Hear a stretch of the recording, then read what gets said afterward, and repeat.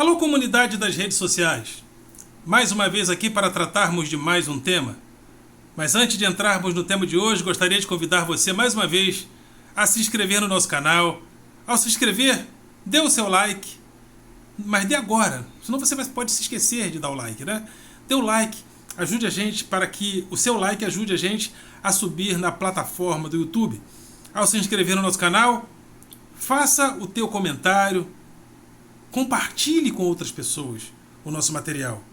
E quando se inscrever, toque o sininho, acione o sininho para receber aí notificações de novos vídeos, ok? Por que eu estou te dizendo isso? Porque o nosso canal tem dois objetivos. Precisamos combater o pensamento binário nas redes sociais. Andamos muito binários. Binária é a tecnologia digital que está no interior das máquinas. Mas nós não somos binários. Somos homens, mulheres, gays, lésbicas e simpatizantes, ou seja, somos seres humanos. E temos o pensamento como uma das condições humanas. Não podemos e não precisamos pensar de maneira binária. Podemos pensar de maneira alternativa. Então, não é de maneira binária. Se é meu inimigo político ou meu adversário político é porque é nazista, é porque é fascista. Se é meu adversário político é porque é comunista. Não. Isso é pensamento binário, né? O mundo é muito mais alternativo e nós podemos pensar de acordo com a diversidade do mundo que se apresenta e aparece a nós. E o nosso pensamento, o nosso canal também tem o objetivo de chamar a classe dos professores para que a gente participe do debate público. Você, professorinha da creche, faz o teu canal. Você que está aí, professor até o quinto ano, do sexto ao nono, do ensino médio, sobretudo da escola pública. Nós, professores, somos a voz dessa grande massa de pessoas, dessa grande multidão que passa pela escola pública, mas precisa ter voz. E nós, professores, somos a mediação da cultura formal e essa grande multidão. Então podemos ser essa voz. Então, professores, você, junto comigo, vamos ser a voz nessa sociedade. Vamos nos fazer ser ouvidos. Não somos apenas o chato da greve. Somos professores e queremos o devido reconhecimento dessa sociedade. Ok? O tema de hoje... não posso me esquecer de falar do livro de Eli Vasconcelos. Eli Vasconcelos com o livro Crônicas, Poesias e Heresias. Né? Vá ao site, né? Vá ao Google e pesquise lá o site da Amazon e busque o livro Crônicas, Poesias e Heresias de Eli Vasconcelos. E amanhã, seria hoje, mas porque ficou um tanto longo o nosso discurso aqui, então eu vou deixar para amanhã mais um poema de Eli Vasconcelos que eu estarei lendo aqui. Ok? O tema de hoje é: atiramos no PT, acertamos a utopia. Efeito colateral, coisa que não esperávamos. Tivemos uma experiência no Brasil com um Lula que eu costumo chamar carinhosamente de Lula mítico. Há um vídeo meu com esse tema e há também aí nos meus Facebooks da vida, do meu grupo de Facebook, Filosofia com Eldo Rosa Masson, e também no meu Face, o texto Lula mítico e Lula real. Nesse texto e também nesse vídeo, eu apresento um Lula mítico, um Lula que embalou nossos sonhos de uma noite de verão, aquele torneiro mecânico que, como sindicalista, revolucionou muitas coisas no Brasil, porque Lula foi um sindicalista que ficou famoso no mundo, que representava nossos melhores sonhos de uma noite de verão, que representava as nossas utopias. E esse Lula mítico eu penso que represente até hoje. Mas a partir de um determinado momento, fomos chocados com a presença de um Lula real, que não é tão mítico assim, não é? E a presença desse Lula real acabou obliterando a presença do Lula mítico. E o que aconteceu? Nós, ao nos indispormos com o Lula, acabamos nos indispondo também com os valores utópicos que ele representava, de uma sociedade mais fraterna, de uma sociedade mais igualitária, de uma distribuição de renda melhor, de uma ascensão dos grupos sociais que estão lá abaixo na base da pirâmide. Então, por que deixarmos todos os sonhos do Lula mítico só porque o Lula real apareceu? Porque os sonhos continuam. Os nossos objetivos de uma sociedade mais fraterna têm que acabar porque houve a derrocada moral de um Lula e de um PT? Penso que não. Então, esse Lula real, ele começou a aparecer, sobretudo, com a presença do publicitário Lula Mendonça, que começou também a construir uma imagem de um Lula mais palatável. De um Lula que queria ser presidente, mas percebeu que de maneira muito radical ele não conseguiria ser presidente do Brasil. Então o Lula Mendonça começou a construir os caminhos de um Lula mais palatável, de um Lula mais apresentável perante a sociedade, perante as elites políticas e, acima de tudo, perante o mercado financeiro, que queria uma pessoa na presidência da República, mas que honrasse os tais compromissos com a dívida pública, né? Com a dívida pública que o Estado brasileiro tem. Porque, afinal de contas, essa dívida pública interessa a muita gente. Porque o capitalismo, hoje, sobretudo, ele é um capitalismo financeiro. E o Brasil é um dos paraísos desse capitalismo financeiro. Então, se há empréstimos para o Brasil, há juros.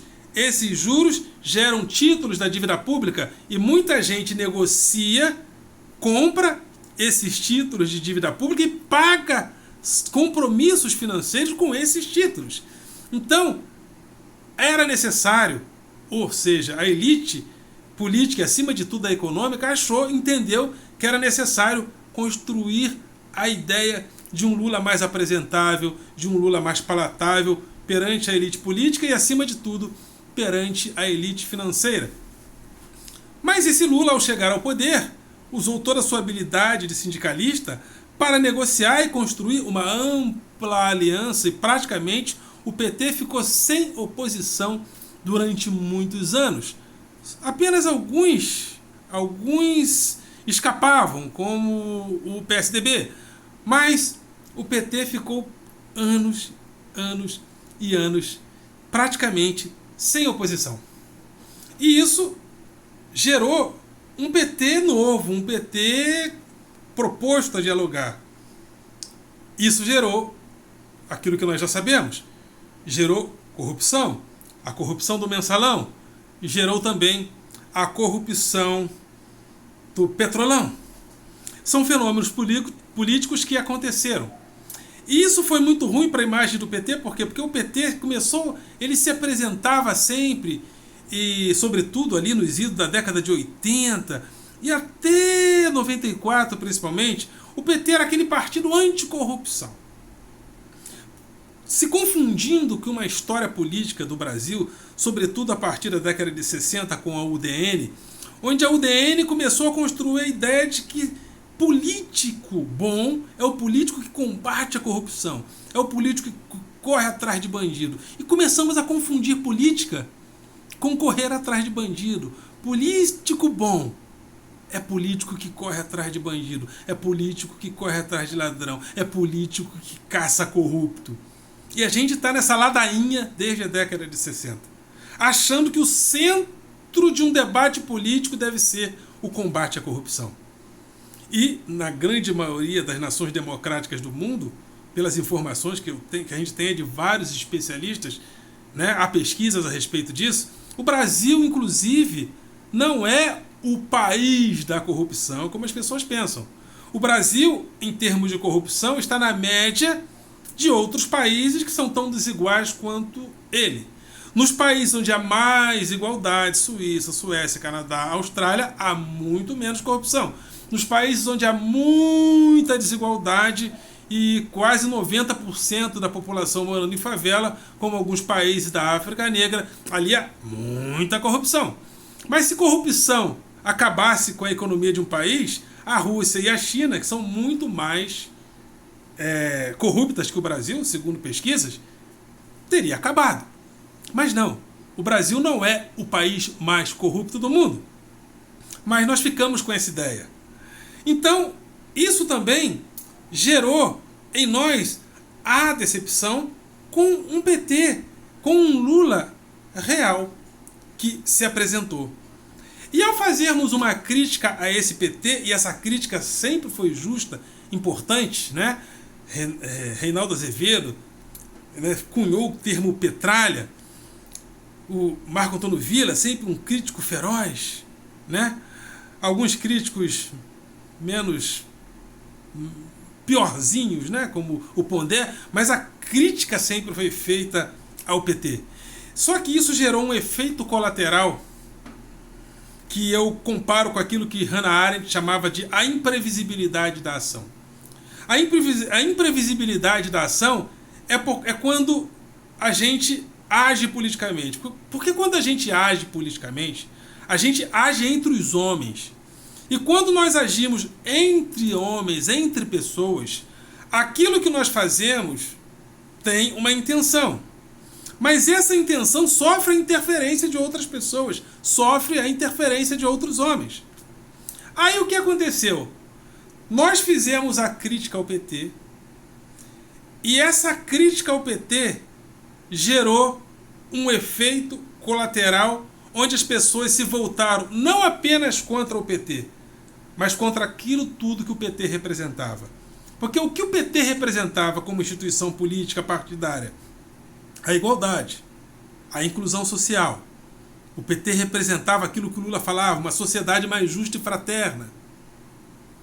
E quando o PT se desmoralizou política e socialmente, as pessoas também passaram a interpretar que tudo aquilo que o PT dizia que era bom é ruim.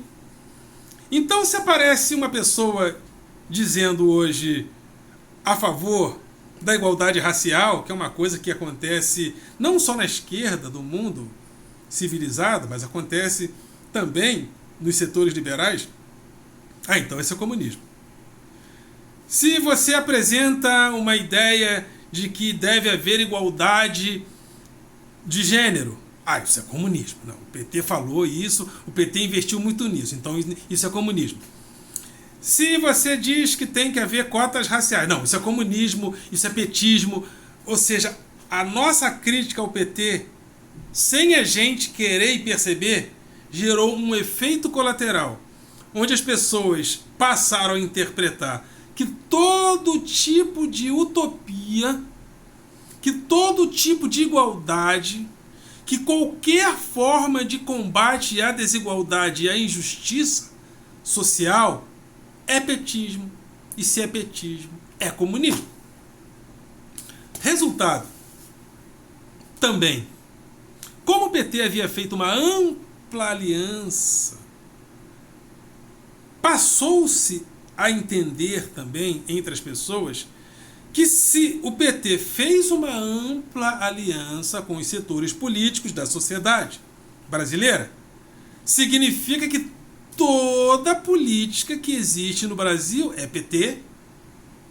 Se é PT, é ruim, porque se é PT e é ruim é porque é comunista.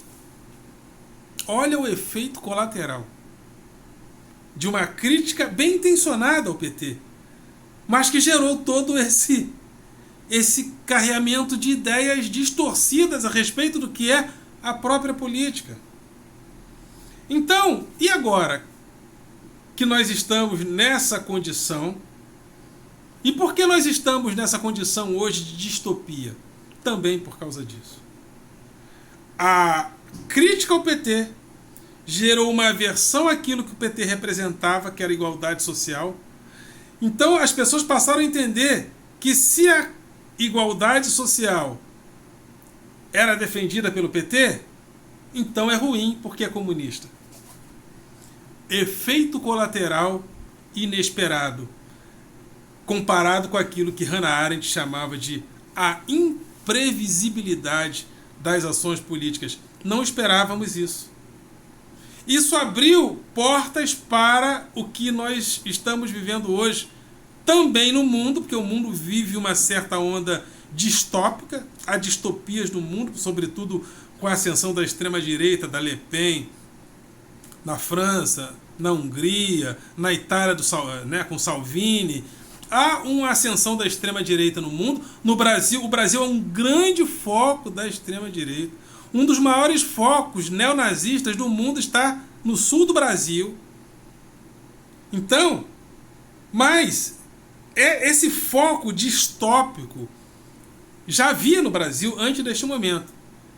O que faltava era alguém representar. Aí apareceu Jair Messias Bolsonaro, se dizendo antipetista, representando essa distopia que sempre esteve no Brasil, só que ele apresenta essa distopia de uma maneira mais objetiva, de uma maneira mais clara, porque o Brasil sempre foi um país muito distópico, né? Enquanto países como Estados Unidos, países da Europa faziam as reformas agrárias, né, nas suas bases iniciais, nós fizemos o quê? As capitanias hereditárias. Nós fomos o último país do mundo que libertou os escravos. Nós fizemos sempre revoluções que na realidade foram um acordo entre as elites, como a nossa república, velha, nova, enfim. Os nossos movimentos republicanos, inclusive, sempre foram acordos entre as elites. Sequer com a monarquia nós rompemos de vez, né? As monarquias continuaram, inclusive, com alguns benefícios. Cidade de Petrópolis, aqui no Rio de Janeiro, por exemplo, há impostos que se pagam à família real. Então, o Brasil sempre foi um país distópico, é um dos países mais desiguais do mundo, mas faltava alguém para vocalizar essa distopia e dizer: eu não quero igualdade social, porque isso é coisa de comunista. Apareceu o Bolsonaro e começou a falar isso. Se aproveitando deste momento, onde as pessoas passaram a interpretar que todo tipo de utopia ou ideia de igualdade social é ruim porque é petista, e ser petista é comunista. Outro efeito colateral disso é que as pessoas passaram a interpretar que se o PT fez uma ampla aliança política, e se o PT também era favorável a certas ideias de direitos humanos, significa que há um grande PTzão no mundo. Então a ONU é comunista, a Globo é comunista, os direitos humanos é comunista, a Unicef é comunista, o Pato Donald é comunista, o Tio Patinhas é comunista, a Galinha Pintadinha é comunista, todo mundo é comunista, porque na cabeça dessa ascensão da extrema-direita, sobre tudo que apareceu no Brasil, o mundo é um grande PTzão. É um PTzão. Então, como agora a gente vai sair dessa armadilha que aparentemente nós criamos? Nós destruímos, nós atacamos moralmente o PT representava as nossas utopias, os nossos melhores sonhos de uma noite de verão, mas quando nós fizemos a crítica ao PT, nós nos esquecemos de dizer para as pessoas que a crítica era ao PT. A falta de uma política econômica de industrialização, a falta de uma democratização da qualidade do ensino, da educação básica, a falta de investimento na ciência e tecnologia, um investimento profundo, e o Brasil ficou anos investindo em commodities. Em commodities. Quando essa política econômica falhou, porque o preço das commodities caiu no mundo, o PT começou a entrar em bancarrota, em bancarrota quanto à sua política econômica e em bancarrota ética e moral. Só que nós nos esquecemos, nós críticos, nós educadores, nós comunicadores, nos esquecemos de dizer para as pessoas que a crítica que nós estávamos fazendo era contra os erros do PT e não contra a utopia. E agora? Como explicar isso para as pessoas? Como fazer as pessoas entenderem que igualdade, que solidariedade, que políticas públicas de um Estado que promove o bem-estar social não é ruim e não é coisa de comunista. O PT é uma instituição política muito importante na vida do Brasil. O PT participou da redemocratização desse país. É uma instituição política importante. Como o PMDB ou o MDB também é. Porque o MDB, inclusive, foi o partido que negociou dentro da ditadura militar o retorno à democracia. Depois veio o PT e também participou de forma muito austera da redemocratização. Então o PT não é um partido qualquer. Você imagina, por exemplo, nos Estados Unidos, Partido Republicano ou Partido Democrata. Um dos dois se envolve em corrupção. Aí a sociedade americana fala assim: então o Partido Democrata ou Republicano tem que acabar, porque eles são corruptos. Não. Eles vão pensar em refazer moral e eticamente esses partidos. Você imagina, a polícia pratica corrupção, ou grande parte dos policiais pratica corrupção. A gente fala o quê? Que a polícia tem que acabar? Não. Então, são essas coisas que a gente não conseguiu explicar para a sociedade brasileira. Só que agora nós temos que explicar. Que quando nós estávamos combatendo o PT, nós não estávamos combatendo as utopias, a ideia de igualdade que o PT representava. Nós estávamos combatendo as distorções da política econômica do PT, que se voltava muito para as commodities.